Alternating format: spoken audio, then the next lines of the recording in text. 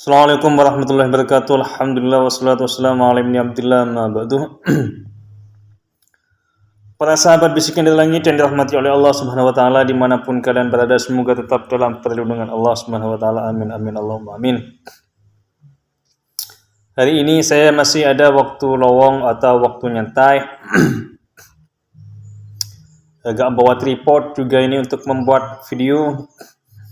Juga tidak ada persiapan. Semoga semuanya diberikan kelancaran rezeki,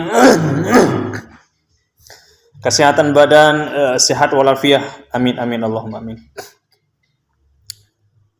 Saya beberapa hari yang lalu itu menonton sebuah film yang berjudul Bid'ah ya.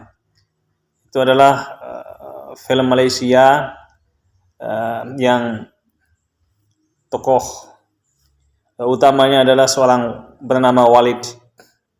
Ya, tetap tokoh utama dia. Walaupun dia adalah pemeran antagonis ya. Pemeran antagonis. Pemeran protagonisnya ya Hambali apa Hanaf? Hambali dan Baiduri. Saya melihat film ini awal-awal karena tidak menonton secara sepenuhnya, hanya menonton sepotong-potong. Awal-awal saya menganggap bahwa film Malaysia ini adalah sebuah film sampah. Apa film ini kata saya? Ini adalah hanyalah tontonan sampah yang tidak bermanfaat, hanya banyak mudaratnya kata saya.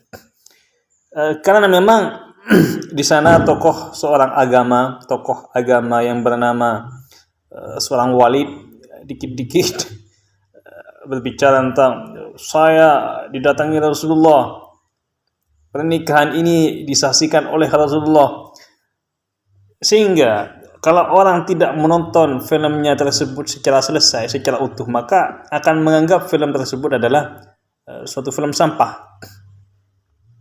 Akan tapi jika melihat di akhir film tersebut, maka kita menimbulkan kesimpulan bahwasanya jangan sampai orang-orang umat muslim ini, khususnya yang awam ya, kalau yang berilmu saya tidak yakin bisa mudah terdoktrin. Jangan sampai mudah terdoktrin terhadap ketokohan seseorang. Jangan sampai terdoktrin terhadap ketokohan seseorang. Bagaimana maksudnya? Jangan sampai memfigurkan terlalu terhadap seseorang lalu mengkultuskan bahwa setiap perbuatannya itu adalah sebuah bentuk kebenaran. Itu tidak dibenarkan di dalam ajaran Islam. Contoh seperti Walid ini. Nikah, lihat gadis muda cantik sedikit santrinya, lalu dinikahi sampai 4. Bosan 1 dibuang. Ambil lagi yang baru. Apa alasannya? Ini adalah perintah Rasulullah katanya. Rasulullah, matamu itu picek kalau ada Suginur itu. Ini pernikahan ini disaksikan oleh Rasulullah. Ini kan dua hal ini. Ini berbohong atas nama kemanusiaan karena menikahi anak di bawah gadis, di bawah umur misalkan pertama. Kedua, dosanya selalu membawa-bawa atas nama Islam. Ini sebenarnya film ini adalah sebuah bentuk sindiran terhadap para tokoh-tokoh agama yang selalu menyimpulkan bahwa pekerjaan-pekerjaan tersebut telah mewakili Islam. Contoh misalkan pembela Islam misalkan, atau ada sebuah organisasi yang mengatasnamakan pembela Islam atau pembela Rasulullah misalkan. Lalu seakan-akan semua perbuatan mereka itu identik dengan pembelaan terhadap Islam. Walaupun secara real, secara kenyataan di lapangan, ya pekerjaannya itu hanya untuk kelompok pribadi mereka masing-masing. Ini banyak terjadi di Indonesia ini. Bukan hanya di negara Malaysia. Di Indonesia ini marak seperti ini. Banyak sekali di Indonesia.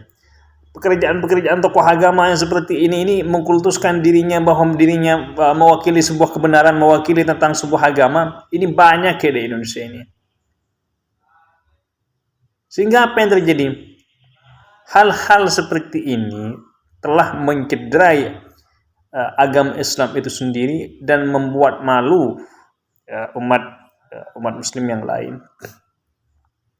Contoh misalkan maling ayam. Maling ayam itu ya salah maling ayam, tapi saya yakin maling ayam itu tidak menganggap bahwa perbuatannya itu yang maling ayam itu benar. Jadi dosanya hanya satu, ya maling ayam saja. Atau merampok misalkan. Sama lah, maling merampok itu sama. Tapi dia menganggap atau bajingan misalkan ngadu ayam. Ya dosanya itu saja, mengadu ayam saja. Karena dia menyadari walaupun dia mengerjakan perbuatan maling ayam tersebut, dia itu menyadari bahwa pekerjaan tidak benar. Lah berbeda dengan orang-orang yang selalu menjual agama. Pekerjaan-pekerjaan subhat diidentikan bahwa dia mewakili terhadap ajaran Islam. Apalagi sampai melakukan pekerjaan-pekerjaan haram. Banyak pekerjaan-pekerjaan yang tidak jelas lalu selalu mengatasnamakan Islam. Barang siapa kalian membenci front ini, membenci organisasi ini, maka membenci Islam. Barang siapa membenci ormas ini, kalian sama halnya membenci ajaran Islam. Barang siapa yang membenci keturunan ini, maka membenci Nabi Muhammad. Barang siapa membenci Nabi Muhammad, maka musuhnya adalah Allah. Ini kan adalah suatu kekeliruan besar, di mana alasan agama, ketidakbenaran alasan tersebut adalah mencederai ajaran agama Islam itu sendiri. Islam itu ada buktinya nyata adalah Al-Quran dan hadis, bukan perbuatan seseorang, apalagi perbuatan tersebut melenceng. Allah Subhanahu wa taala itu meninggalkan dua hal. Al-Quran wa sunnatihi dan sunnahnya. Itu yang harus dijadikan rujukan oleh umat Islam. Hanya di kemudian hari ada sebuah pendapat-pendapat yang tidak ditemukan dalam hadis, ya ada ijma itu, ada qiyas itu. Akan tapi masih banyak perbedaan-perbedaan pendapat antara ulama yang satu dan yang lain. Kembali pada pembahasan film tersebut. Film bid'ah ini sangat luar biasa sekali. Saya mencoba melihat di Facebook itu, justru banyak postingan-postingan orang Indonesia itu yang memposting film bid'ah ini. Bahkan di beberapa grup WhatsApp itu, ya Walid, bahasa-bahasanya itu seperti bahasa-bahasa bid'ah itu, bahasa-bahasa Malaysia di film Walid itu. Ini adalah sebuah bukti bahwa film ini ya sangatlah luar biasa mendapatkan suatu kesuksesan di dalam dunia perfilman. Dan ini sebenarnya adalah sebuah cambukan bagi para tokoh-tokoh agama yang selalu mengkultuskan dirinya sebagai bentuk wujud dari wujud kebenaran dan menganggap bahwa dirinya membela atau mewakili dari suatu ajaran agama Islam ini. Ini tidaklah valid dan tidaklah benar. Para sahabat bisikan dari langit yang dirahmati oleh Allah Subhanahu wa taala. Banyak sebagian cendekiawan itu yang mengatakan bahwa manusia ini butuh kecerdasan. Kecerdasan itu butuh membaca. Sehingga kalau orang itu sudah banyak membaca, mentelaah, sehingga sulit untuk didoktrin oleh siapapun. Tidak ada manusia yang menuhankan Tuhan, tidak ada, haram hukumnya itu. Walau asyraku la habita anhum ma kanu ya'malun. Dan jika kalian menyekutukan Allah, maka terhapuslah amal perbuatan kalian. Jangan sampai kita mengkultuskan seseorang. Kita menghormati seseorang itu kan, iya, ilmunya. Karena Allah sendiri itu yang menghormati orang yang berilmu. Dan apa? Yarfa'illahu alladhina amanu minkum walladhina utul ilma darajat. Hal yastabil ladhina ya'lamun walladhina la ya'lamun. Para sahabat bisikan dari langit yang dirahmati oleh Allah Subhanahu wa taala. Kita melihat situasi dan kondisi misalkan ini di Indonesia ini semakin banyak orang-orang sadar sebenarnya terhadap mereka ingin lepas, ingin bebas dari pengkultusan sebenarnya. Tidak mau menjadi budak dari doktrin-doktrin kelompok tertentu. Ini bagus, saya kira ini bagus. Karena ini adalah suatu awal pencapaian untuk suatu kemajuan. Indonesia ini kan dibangun oleh cara berpikir besar para the founding father kita. Bukan dibangun oleh suatu kesaktian. Iya, kesaktian itu penting pada waktu itu. Waktu kemerdekaan itu penting untuk melawan penjajah. Tapi untuk mengkonsep sebuah negara besar Republik Indonesia ini dibangun dan dikonsep oleh sebuah pikiran-pikiran besar. Siapa? Soekarno, Hatta, Sultan Syahrir, Agus Salim, mereka. Mereka kan intelektual besar, tidak dibangun oleh sebuah doktrin bahwa kalau menyembah Belanda, kalau mengikuti Belanda akan seperti ini, akan seperti tidak. Justru Soekarno itu, Muhammad Hatta itu, Sultan Syahrir itu rela mati-matian melakukan pekerjaan-pekerjaan besar agar rakyat Indonesia ini tidak didoktrin dan agar tidak terdoktrin oleh penjajah.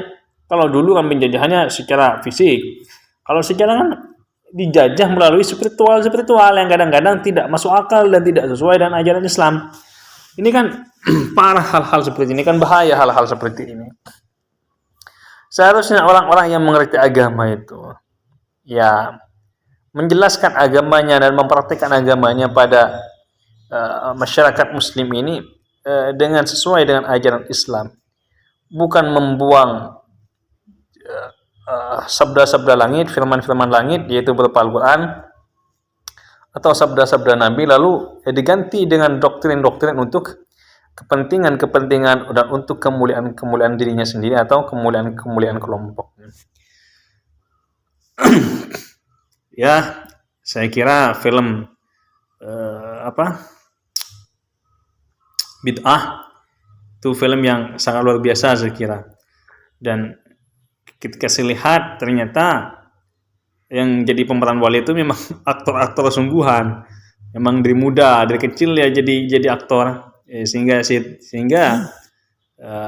tidak heranlah kalau memang pinter banget aktingnya, menjiwai, meresapi tentang akting tersebut.